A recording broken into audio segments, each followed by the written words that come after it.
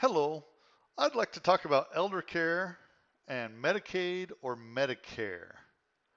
Now, if you think your parent or your spouse may need additional help in the home to remain safe or independent, or if your friend or loved one is having dementia or memory issues to the point of being at risk, like, forgetting to turn off the stove, afraid they're going to burn the place down, well, then this little video may be for you. Hello, my name is John Todd. I'm an elder care and Medicaid consultant. I used to work in the long-term care Medicaid office in the state of Idaho for over 5 years. And of course, I know the rules and I know the secrets that the Medicaid workers don't tell you.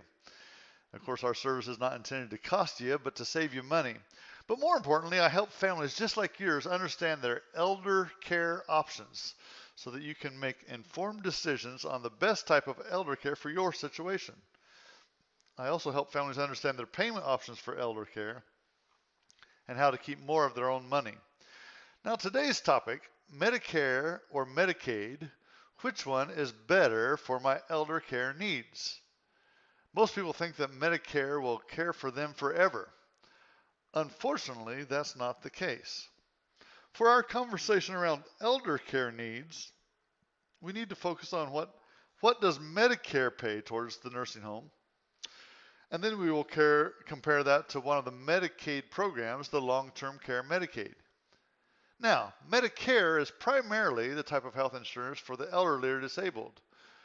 It primarily pays part or all of the doctor and hospital bills.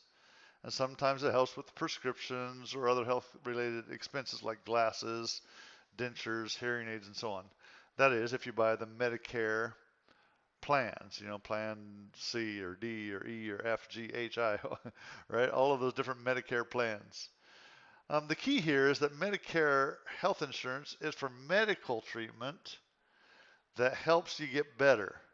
So, if a senior is enrolled in the traditional Medicare plan, like with Social Security and Medicare, and they have a stroke, she may be hospitalized for a stay of several days, and then admitted to a skilled nursing facility or a rehab, and Medicare will pay for a while. For example, Medicare might pay the hospital bill or most of it with a copay, and then you might have up to 100 days in the nursing home or the rehab. However, Medicare might not cover up to 100 days based on the patient's response to the rehab. If there is no continuing improvement, Medicare will decide that you're no longer getting better, and they're going to end their program. They're going to end their coverage.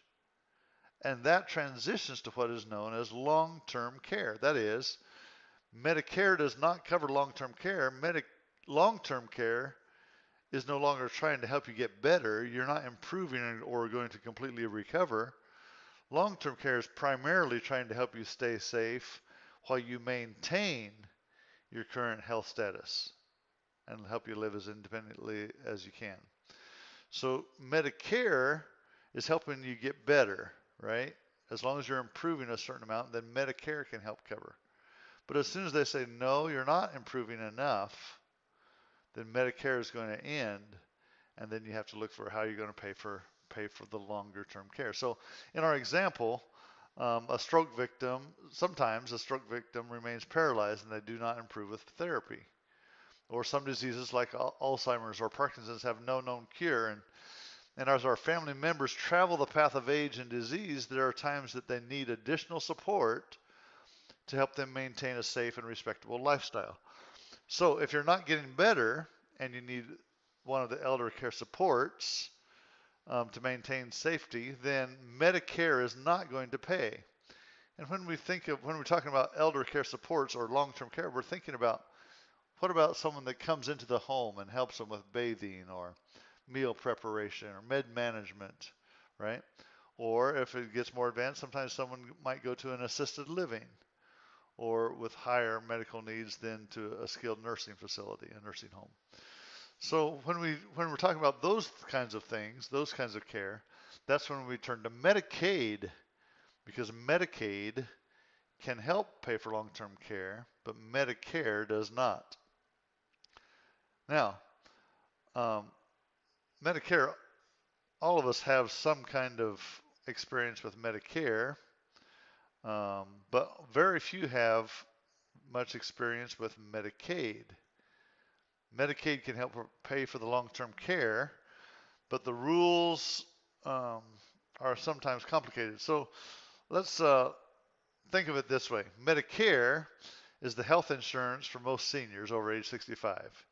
It's controlled federally. It's paid through income taxes while working.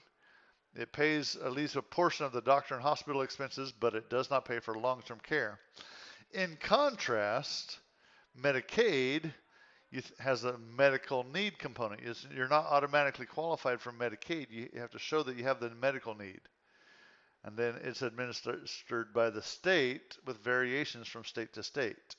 It also is paid through income taxes while working. Social Security and Medicare funds is basically how Medicaid long-term care was funded. It has financial guidelines, and you must report your income and assets to qualify. But long-term care services might include in-home care, assisted living, memory care, or skilled nursing. Well, that gives you a little outline of which one you may have to look for if you're looking at long-term care or elder care. Don't get caught off guard by the surprising differences in these two programs. Um, People in charge don't seem to be able to keep it simple, so that's why I'm giving you the little guideline here. Well, best of wishes to you and your family. Hope to share some more pointers and tips on elder care in an upcoming video.